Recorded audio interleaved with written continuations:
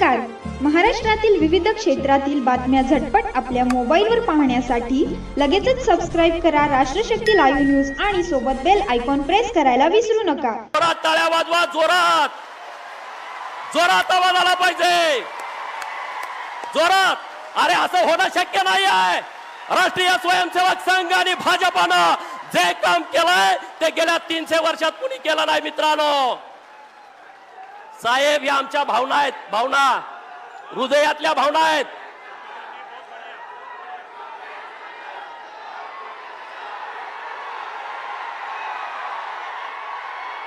साहेब वाईट वाटतंय, हे कुणी काम केलं नाही.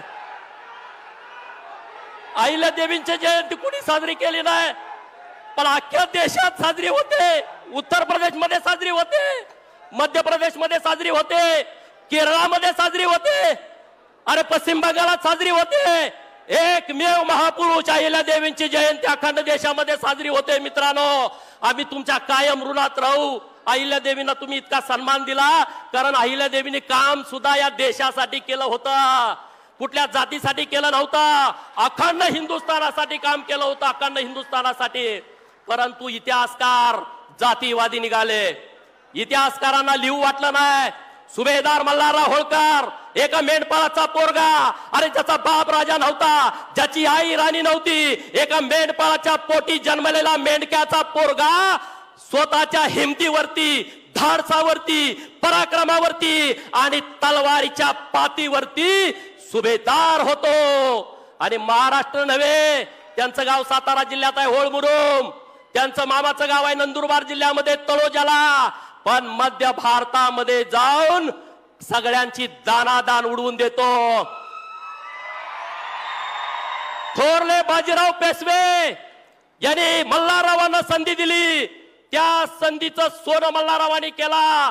छत्रपती शिवाजी महाराजांच्या पश्चात छत्रपती शिवाजी महाराजांचा मृत्यू आहे 1680 चा, धर्मवीर छत्रपती संभाजी महाराजांचा मृत्यू आहे 1689 चा, आणि सुभेदार मल्हारराव होळकरांचा जन्म आहे 1693 चा. छत्रपती शिवाजी महाराजांच्या नंतर हे हिंदवी स्वराज्याची पताका खांद्यावरती कुणी घ्यायची असा बाका प्रसंग पुढे आला होता. तेव्हा काही सरदार सुभेदार पुढे आले, त्यात सगळ्यात अग्रेसर होते सुभेदार मल्हारराव होळकर. सुभेदार मल्हारराव होळकर, पण त्यांचा इतिहास आला नाही. यशवंतराव होळकरांचा इतिहास आला नाही. आज मी धन्यवाद देतो. नुसतं कार्यक्रम सुरू नाहीत, पुस्तकं लिहायचं सुरू आहे, नुसते कार्यक्रम सुरू नाहीत. अहिल्या देवींच्या हातामध्ये पिंड असणारा फोटो आम्ही बघितलाय, अहिल्या देवींच्या घोड्यावरचा तलवार असलेला फोटो आम्ही बघितलाय. पण साहेब, सगळ्या इतिहासाचा अभ्यास करून चित्र सुद्धा अहिल्या देवींची चित्ररूपी इतिहास आमच्या समोर आणण्याचा आता खूप चांगला प्रयोग महाराष्ट्रामध्ये आणि देशामध्ये झालेला आहे. कुठं आहेत ते दुसरे पक्ष? मी टीका टिप्पणी करायला उभा राहिलो नाही. आज फक्त सकाळी 7 वाजता 8 वाजता त्यांनी पोस्ट टाकल्या. अरे सोलापूरच्या विद्यापीठाला नाव दिलं, त्याची तुम्हाला पण किंमत नाही. त्या माझ्या दलित भावाला जाऊन विचारा ना. संभाजीनगरच्या मराठवाडा विद्यापीठाला महामानव डॉक्टर बाबासाहेब आंबेडकर साहेबांचं नाव द्यावं म्हणून सगळा दलित समाज रस्त्यावरती आला.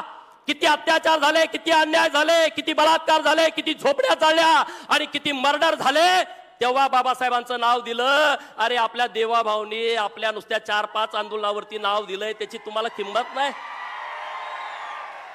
देवाभाऊ आता सोलापूरमध्ये अहिल्या देवींचा पूर्णाकृती पुतळा तयार आहे आणि नरेंद्र मोदी साहेबांच्या आपल्या उपस्थितीमध्ये तो पुतळा लोकार्पण व्हावा अशी कुलगुरूंची इच्छा आहे. तुम्ही तो कार्यक्रम लवकरात लवकर घ्यावा.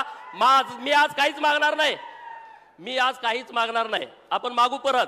अरे आज इतकं दिलंय, इतकं दिलंय, इतकं दिलंय, दिलंय की नाही? खरं सांगा, दिलंय का नाही? सगळे सांगा.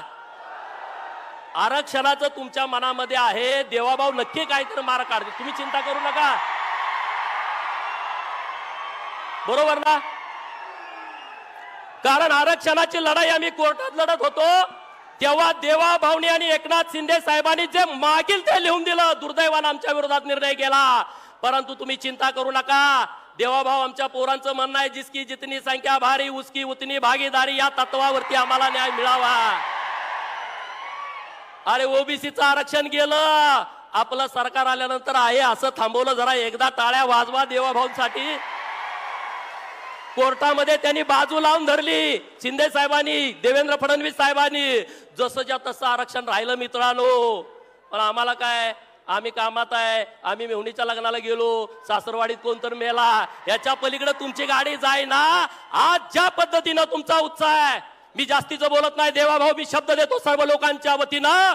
बाजी प्रभू देशपांडे जसे छत्रपती शिवाजी महाराजांच्यासाठी माझा राजा जोपर्यंत गडावरती पोहोचत नाही तोपर्यंत मी खिंड सोडणार नाही. माझा राजा गडावरती पोहोचला म्हणून तोफेचा आवाज माझ्या कानावरती येत नाही तोपर्यंत मी जीव सोडणार नाही. हे सगळे बाजू प्रभू देशपांडेंसारखे प्रामाणिक आहेत. ज्याला लढायचं त्याला समोरासमोर. कारण मल्हारराव होळकरांनी हे जे शास्त्र आणलं लढाईचं, ते समोरासमोर लढाईचं शास्त्र आहे. होळकरांची लढाई मागून नाही, समोरून आहे, डायरेक्ट. आणि त्यामुळे हे सगळे मावळे हे तुमच्या सोबत राहतील. मी एक विनंती करणार आहे, धर्मांतरण बंदीचा कायदा पण महाराष्ट्रामध्ये आणताय, लव जिहादचा कायदा पण महाराष्ट्रामध्ये आणताय. माझी एक मागणी आपल्याकडं, पुण्यश्लोक अहिल्यादेवींच्या नावानं धर्मांतरणाचा कायदा या महाराष्ट्रामध्ये यावा आणि धर्मवीर छत्रपती संभाजी महाराजांच्या नावानं लव जिहादच्या विरोधातला कायदा या महाराष्ट्रामध्ये यावा, अशी तुम्हाला सर्वांच्या वतीनं विनंती करतो. मी आता जास्तीचा वेळ घेत नाही, पण तुम्ही आम्हाला सर्वांनी उपकृत केलेला आहे. आम्ही तुमच्या नक्की उपकारात राहू. जय हिंद, जय महाराष्ट्र, जय मल्हार.